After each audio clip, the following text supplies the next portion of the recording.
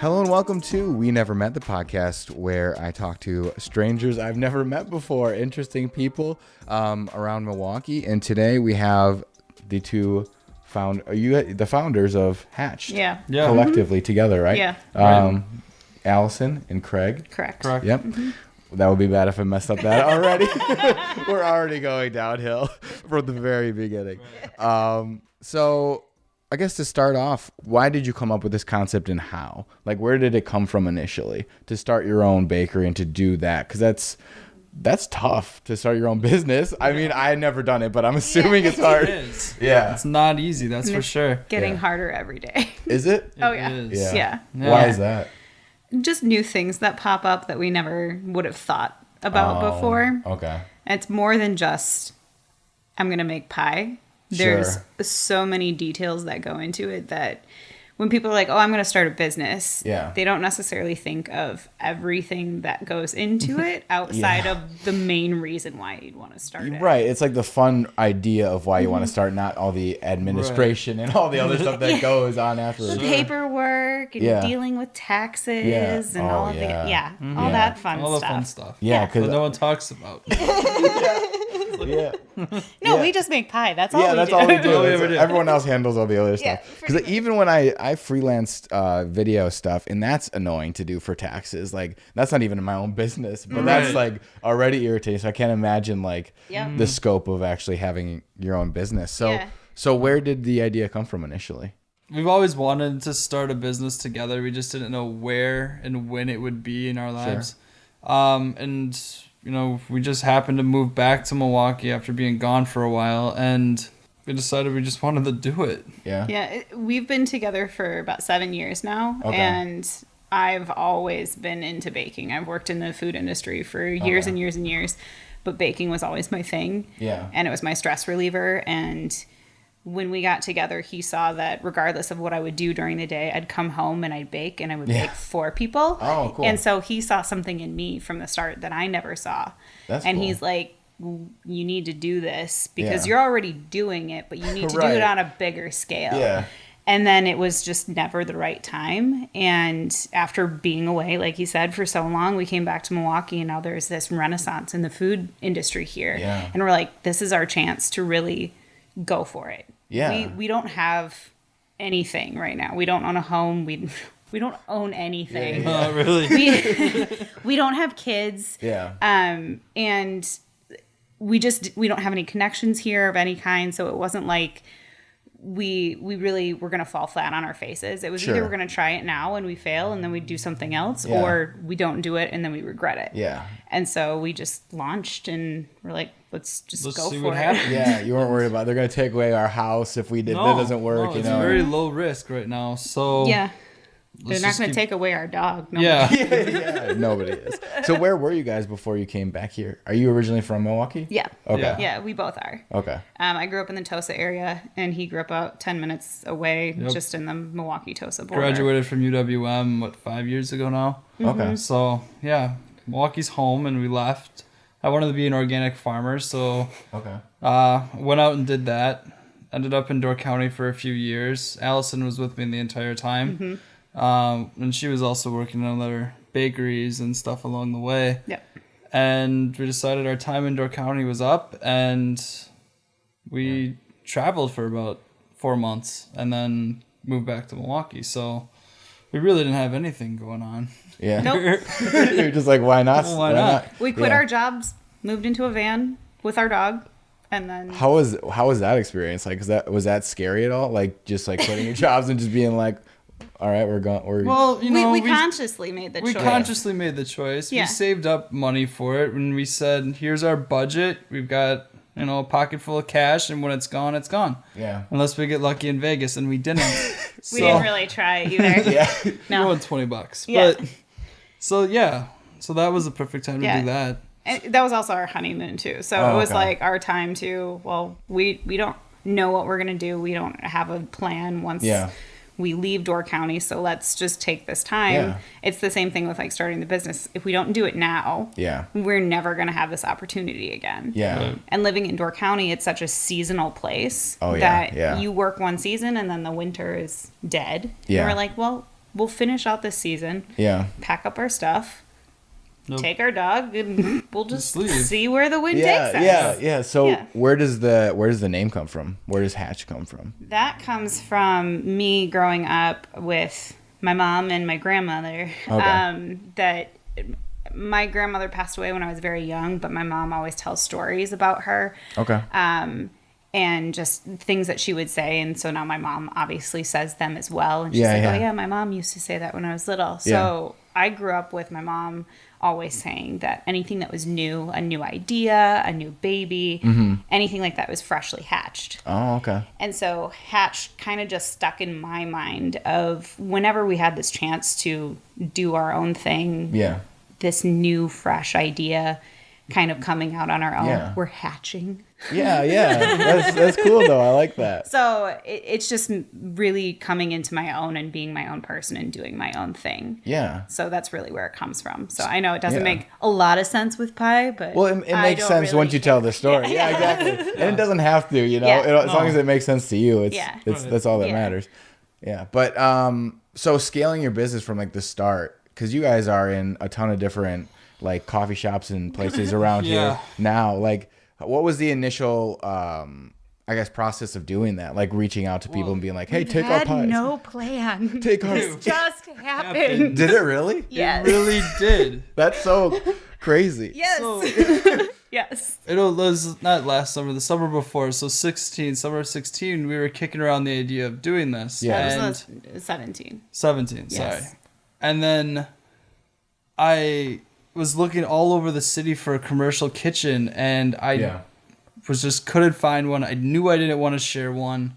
I had a little bit of money to build out a kitchen if I had to. Yeah. And I just made a phone call one day to something I saw in the grocery store. It was a package of cookies. It said it was made in Brookfield, Wisconsin. We like started Googling. So I started Googling the address that was on there for her packaging. And then I finally just called her, and it was the Naked Baker. And she told me her whole life story. How she grew her business, and how she was about to open up a new production kitchen. Oh, okay. She needed brand new equipment. She was moving out of the spot that she was in. I said, She's certified gluten-free. Okay. So she needed to have a new space that was actually certified gluten-free to continue with what she wanted to do. Sure. so it was like, Greg, can I swing by and take a look at the place? And she's like, yeah, sure, swing by. And we're like, all right. And she's like, my lease is up in about a month and a half. They don't have anybody lined up yet. It's not And on the we're like, market. Yeah. We're like, all right. So we just literally walked in, swooped in, and said we'll take it. Wow. She And sold then us all her equipment. Sold us a bunch of her refrigeration, freezers. She sold us her convection Her oven that convection already oven. had venting, so we didn't have to put that in, Wow. which is a huge cost. Yeah. Yeah. for less than $2,000 for all of that. Wow. So our initial investment is Was very small. very Yeah. small Very into small. that. Yeah. And we weren't anticipating that. Yeah. And that's a nice little perk. We ended up going rent-free for 4 months there as Wow. well, because they understood that our landlords were like, we understand you're a new business. Yeah. Things are happening quick. So just, relax. And I was like, okay. So we did. And you ended up quitting your job in February of last year. Yeah. And at the time, we were just doing... We didn't know what was going to happen at Yeah. that No. point. Yeah. And at that point, we had only been doing pop-ups at Pilcrow on the Okay. weekends. Yeah. Since the beginning of January, middle of January. Yeah. And about a month in, we're like, well, let's see how this goes. Yeah. Why don't you quit your job? You hate what you're doing anyways. Yeah. I You was were a working- pastry chef yeah. downtown anyways, Okay. so it's not Yeah. like I was really doing anything different. Sure. But it just made sense, and then all of a sudden, once I let go of that and put myself full force into Hatched, Yeah. things just started clicking. Just Yeah. clicked. And it hasn't stopped since Yeah. then. Yeah. You guys have grown like tremendously in the period of time. Mm-hmm. Like what? Yeah. We Was didn't there? even know where we were going to sell our pies. We just knew we had a commercial Yeah. kitchen, And you're just gonna start making. and we were just Yeah. going to see what happens. We weren't in And any markets. We weren't at farmers markets. We didn't even... we applied, and thankfully, Tosa and Shorewood let us in. Yeah. And once, we went to that first market, with 100 hand pies, and we're like, all right, I hope we sell them all. And we're scared, we're nervous, we don't know what to expect. 45 minutes later, we were sold out. Done. It was a 4-hour market. Dang. And we couldn't leave until the market was over. We're like, sorry, So we we're didn't standing play. there, and our like jaws just dropped. You're like, okay, This is gonna happen. Yeah. this is happening. So next week I would bring like 150 or something like that. 35 minutes. Gone. So now we've created Jeez. a buzz in that market, and we're now people's first stops. Yeah. And now we, know what our market is there. We know our numbers and what our pars are, and It's just Just- kind of fun though, seeing that love for us Yeah. almost initially, and we weren't even sure how to deal with it Yeah. either. It's a weird way to To start off so hot, you know? exactly, Yeah. and then you're like, well, when are we gonna crash and burn? When is this gonna yeah. stop? Yeah. And it hasn't, And it hasn't stopped yet. stopped yet. Then again, we don't stop either. Yeah. Like, so I'm kind of crazy when it comes to that I don't Yeah. stop ever. Yeah, are you the one making all of them, or do you both make the pies? It's me. It's you. So like when you have to make all that production, like is that just you doing all that? Wow. So like how many are you selling to like businesses and stuff, or not? Or Well, in there? the last year when we were looking at numbers, we did well over 20,000 hand pies out of the Jeez. kitchen. Yeah. that is Yeah. a ton. That's so many. All with these. For one, all handmade. Yeah, I hand roll everything. I hand mix everything. I don't let anyone else make dough. I don't let anybody else mix the dough, cut the dough, any of Yeah. it. We've gotten really good at being efficient in creating shortcuts. Okay. So we par everything as much as we can. So Sure. we'll cut and weigh all our butter and lard and flour bags and everything so Yeah. that when I go in, I can make 8 batches of dough in under half an hour, which will make like 144 hand pies. Jeez. So, Yeah. like, we've gotten it down to Sure. a much more efficient system, but to grow anymore, I obviously have to let go and have Yeah. other people help me. Yeah. Yeah. But we've gotten to this point now that we've done so much in the last year. And as far as like what the businesses take, it's anywhere from like a dozen hand pies a day to sometimes they'll take 3 dozen or Okay. whatever it may Sure. be. And Birch and Butcher has been by far our best wholesale client. And Yeah. they actually yesterday was a 1-year anniversary of them Oh, awesome. having us in their shop. Yeah. And it's just been a great partnership with them for sure. And it's just a nice stability. Yeah. And yeah, And knowing, hey, I can do some experimenting and still have a little revenue coming in. Yeah. So why pies? Like why specifically did you choose pies? I don't like out of, cake. out of everything else is Yeah. bad. Yeah, everything is terrible. No. Growing up, I was never a cake eater. My dad decorated cakes. My aunt is a cake decorator. So Oh, we would really? always have like really fancy desserts and things. And my aunt does like all the wedding cakes and everything. So that Okay. was always a big thing in our family. Sure. But I was never a cake eater. I was also not like, I didn't like pizza or any Oh, like okay. typical kid stuff. I was Yeah. weird. I was a very weird child. I'm still weird. very weird. But pie was always my thing, specifically lemon meringue. I would actually rip off the meringue and just eat the lemon filling Yeah. because I liked really tart stuff. Yeah. But pie was also the first thing that I learned how to make with my Okay. mom, specifically rolling out the pie crusts. Yeah. We would have quiche and things a lot when I was younger. It was one of the things my brother would actually eat. He was a very picky eater. Yeah. So it just made sense. And then that grew into just food memories with her that Mm-hmm. she would do the large pie plate and she'd give me the scraps and I could use the leftover like pot pie plates and use yeah. the little ones, and she gets the big oven, I get the toaster oven. And yeah, so she would just let me kind of do whatever I wanted all the okay. time and just experiment. I Yeah. could put whatever I wanted into it too. So Yeah. generally I like to use baking soda as a child, Okay. which is a terrible ingredient as a main ingredient. Okay. I've yeah. since learned. I don't really bake that much, so I don't know. Don't use baking soda as the Don't main use baking ingredient. It's bad. Well, you can use it as a leavener, but not as a main ingredient. Okay. Yeah. And that's what. So the steps you take now and the recipe that you use now for the pies, is that one that you've been doing for a long time? or is that like a newer? Have you like tweaked it since you started the business? It's a recipe that I've kind of honed in on from working with my mom in the kitchen and then going to school for a little while and just different experiences around also technique of actually making the dough. So the recipe isn't from my childhood, but I've taken bits and pieces from like every aspect of my life and built it into this specific recipe. Sure. And how do you like come up with the ideas? That's what I was always like. There's some like out there stuff that I wouldn't have thought of. Like the Fruity Pebbles eggnog kind of stuff, and like where does all that come? Well, the ideas are easy, you know. It's whether they taste good. Yeah, it's the execution. It's the execution. Yeah. Like, I probably spit off so many ideas. Like I get very mad sometimes. Yeah, because I just like sprinkle in. Oh, we should do all the cereals. You should do Lucky Charms. You should do all of these other things. You should do this. You should do that. It's like, yeah, but you're not making the pie. This is true. So you're just adding stuff to my plate. Exactly.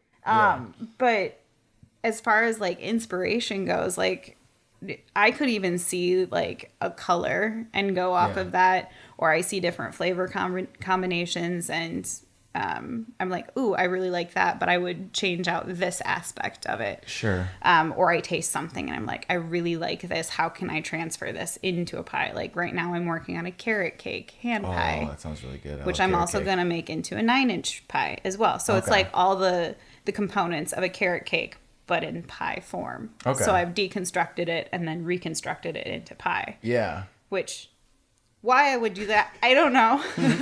But I mean, if the end result is great, that's how you have to do it. And it's super tasty, and it's just a different way to experience some familiar flavors too. And that's what I really enjoy about pie, is that it's one of those things that it comes back to like my childhood, and for a lot of people, their childhood as well. Yeah. But doing these new things of like a carrot cake, hand pie, or the Fruity Pebbles, like it's a new experience of something that you felt for so long. Yeah.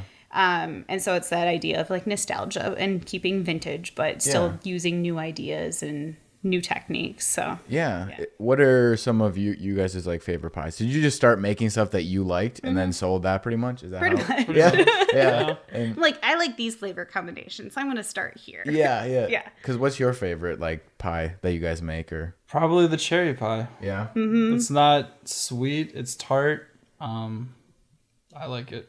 Yeah, that's also something that about my pies. I don't put as much sugar as most pies actually put in. I probably put about 1/2 to 2/3. Okay. So you're going to taste a lot more of the fruit flavors if I use fruit or other flavors that are actually in the pie. Yeah. My favorite pie. Ooh, that's hard. Because I obviously make things. You like them all. Well, my original one is the blueberry lemon curd hand pie. And I really like that because it's nice and tart, and I actually sweeten the blueberry compote with maple syrup, so it's a much more subtle sweetness to it. Okay.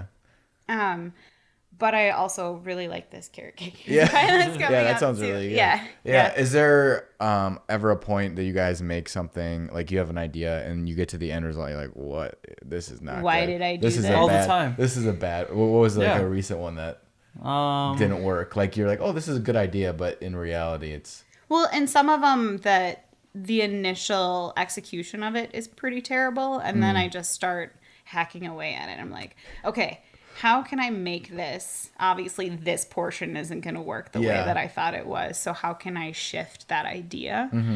I can't think of any that are like. Really think of anything, but like going off what Allison just said is that you just have to try something. You know, it's pie. It's not going to come out perfect every time. Every pie is a little bit different. But she wants it to. But you have to start. You have to start somewhere and start tweaking from there. So I start throwing stuff together. So, but I wouldn't say that I've had any big duds, but like the first iteration of things, 9 times out of 10. Is never what it actually is when I have the final product.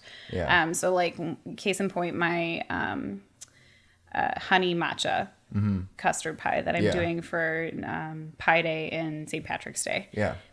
Plus a lot of people are like, why would you put matcha in pie? Whatever. So I really like matcha. Yeah. I know it's also one of those like very polarizing topics too, but I was like, how can I put this into a pie and still make it taste good, especially for those that don't necessarily like matcha that much. Yeah. The first iteration looked like it came out of a small child. Oh, like yeah. And I was like, well, that's probably not something that I want to serve people. Yeah. Tasted really good. Yeah. But the look of it, not great. Yeah, because that's a component you don't really think about a lot of the time, and I'm all about the visual. That's something that's very important to me, that not only do I want it to look good, I want it to taste good, and not just taste good, but it has to look good. So it has to have both components in it. But then also the easeability of actually like serving the pie itself. Sure, yeah. Just because I can cut it doesn't mean that somebody else can. So I want to make sure that whatever I do can be replicated for someone else. Yeah. So that's a big thing whenever I work on pies too, that it's going to be easy for everybody for the most part, obviously. Yeah. But then that honey matcha, I worked on it probably 4 or 5 different times. And it ended up being that it didn't have honey in it initially. So I added that in because I really like honey matcha lattes. And then I was like, well, it feels really flat. So I added some lime zest and lime juice, and it just brightened it just enough. Okay. But the color was still slightly off. Yeah. So I added the, I used to do a blackberry matcha hand pie where I made a matcha dough and actually put in blackberry filling and then topped it with a lime icing. And I was like, okay, I like those flavor components. Yeah. How can I put that in a pie? So the pie, the custard stayed the same, and then I just put a blackberry jam on top, and it was like, that's all it needed. Okay. So it's just building off those little bits of, okay, this component doesn't work, but I want this to work in some fashion. So how do I change that out? Yeah. Yeah. And starting out your business, what are like some of the challenges that you guys ran into? Because besides like getting the kitchen right off the bat, which was like a huge, probably like weight off your shoulders, what were some of the hard things that you guys ran into? Because I would assume, isn't it hard to find like ingredient? I don't know. Is it hard to find local stuff or? Well, during the farmers markets, like during berry season, we definitely super easy to do it there. And then otherwise, there's restaurant suppliers around and everything else. So if you're in the restaurant industry, you obviously know that there's a guy. Or a few guys. Yeah.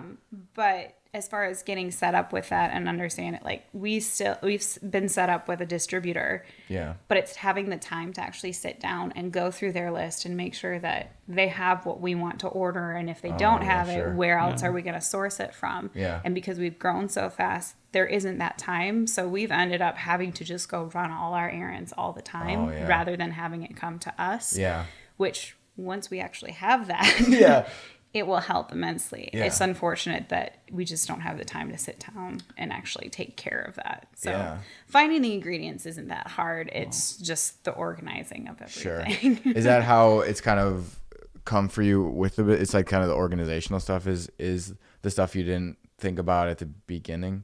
That was like, it came up as more challenge. You're like, oh man, there's a lot more stuff than. Well, there was a lot more stuff to do, but we just didn't anticipate the growth and the success that we had. Like, we didn't know. We thought 100 hand pies at a farmer's market would have been a great day for us. Yeah, this is gonna be perfect. This is gonna be okay, manageable. Should it almost be 1,000 hand pies a weekend later. Right.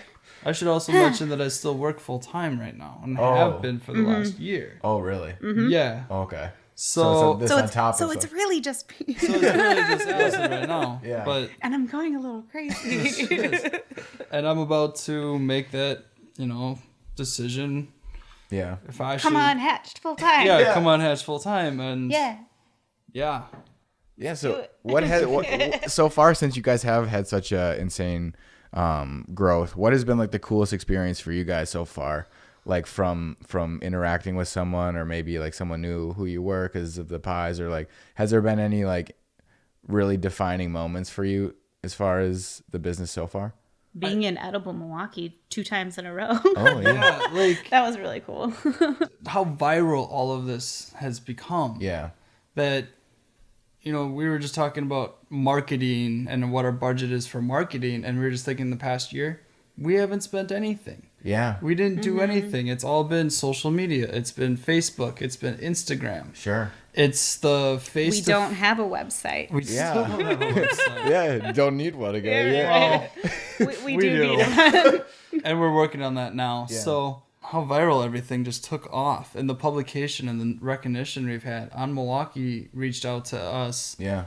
In December of 2017, before we even launched really? anything. Yeah. Yeah. And then Edible Milwaukee and Arthur and, you know, the people we met last year at the Wisconsin Foodie Smorgasbord, which we just got invited to again this year at Turner Hall. Mm-hmm. That's going to be fun. Yeah, it's just the speed at everything's happening. Yeah. And it's really interesting because our experience in the food world hasn't been in Milwaukee, so we don't have any connections to restaurants or industry workers here.